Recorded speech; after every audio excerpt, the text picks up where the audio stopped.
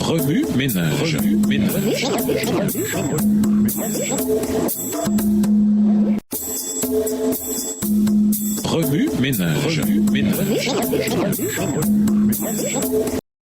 Bienvenue dans notre émission Remue ménage. Nous avons un son de dimanche. Intégré, une promenade inoubliable. Certaines personnes pensent que la Bible est un recueil de contes de fées. Beaucoup de sceptiques n'ont jamais eu personne ni pour ouvrir avec eux la parole, ni pour leur montrer combien la Bible est fiable et digne de confiance. Tant que personne ne leur prouvera le contraire, ils continueront à considérer la Bible comme une œuvre de fiction. Par où commenceriez-vous avec un sceptique qui est disposé à écouter les raisons pour lesquelles vous croyez en la Bible? Après la mort du Christ, les disciples étaient remplis de doutes, de peur et de découragement. Pour eux, l'idée de la résurrection était comme absurde et ils ne les crurent pas. Luc 24, le verset 11. La crucifixion avait anéanti leurs espoirs pour l'avenir. Un dimanche après-midi, 2 disciples au cœur brisé marchaient de Jérusalem à Emmaüs. Jésus désirait aider ses disciples à envisager de nouvelles possibilités et réalités. Il aurait pu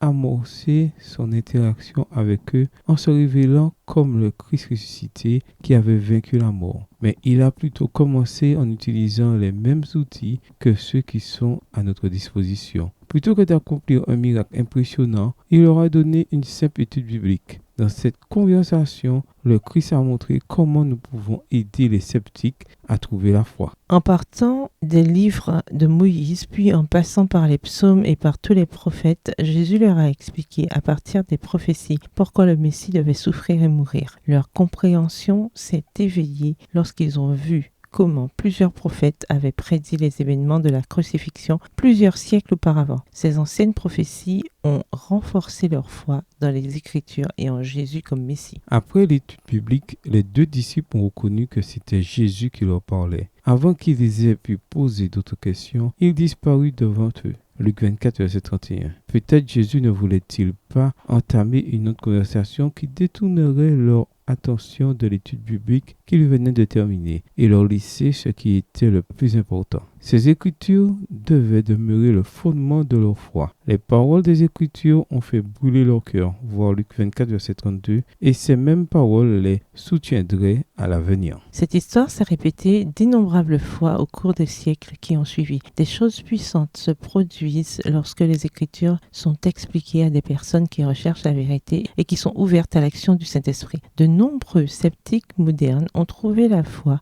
après que quelqu'un leur ait clairement expliqué les prophéties bibliques, leur permettant ainsi de comprendre pourquoi la Bible est digne de confiance. Aujourd'hui, les gens sont toujours confus et ont du mal à comprendre la vérité. Ils attendent que quelqu'un leur propose une étude biblique thématique qui répondra clairement à leurs questions à partir des Écritures. Remue ménage, question à explorer. Quand votre propre foi a-t-elle été ravivée par un nouvel examen des Écritures? Quelles sont les croyances que vous vous sentez capable d'expliquer à partir de la Bible? Quels aspects de votre foi vous semblent faibles et incertains? Comment pouvez-vous renforcer ce qui vous manque? Au revoir. Et à demain si Dieu veut.